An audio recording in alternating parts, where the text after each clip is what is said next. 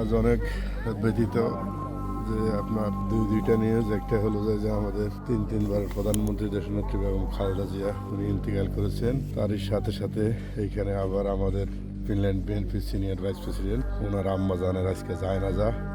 সব কিছু মিলিয়ে অনেক ব্যথিত। এই যে এটা হলো খবর তারা করছে।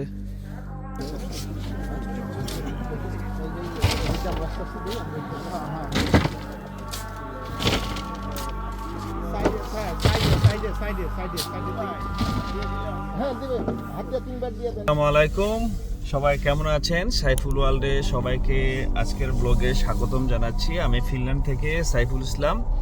আজকে আপনাদেরকে আমি যেই এক্সপিরিয়েন্সটা শেয়ার করার জন্য নিয়ে আসলাম সেটা হলো ফিনল্যান্ডে মুসলিম আমরা ভাইয়েরা অথবা মুসলিম কেউ মারা গেলে আমরা কিভাবে কবর দেই। ওইখানে হয়তো অজু করার জায়গা, এখানে যাব। আমরা এখন কবরস্থানে যাচ্ছি, কবর দেওয়া হবে। এই যে কবর দেখছেন, অনেক এটা খ্রিস্টান কবর। এসপোতে খ্রিস্টান কবরের পাশেই মুসলমানদের জন্য আলাদা জায়গা বরাদ্দ করা হয়েছে।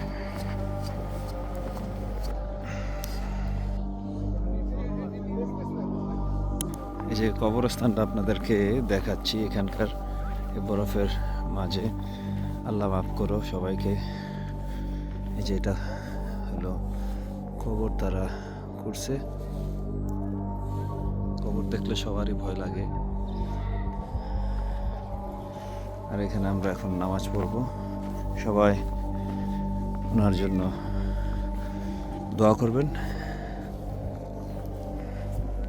আজ অনেক ব্যথিত। তিনবার প্রধানমন্ত্রী দেশনেত্রী বেগম খালেদা জিয়া উনি ইন্তেকাল করেছেন। Finland BNP senior vice president ওনার আম্মা জানের আজকে জায়নাজা।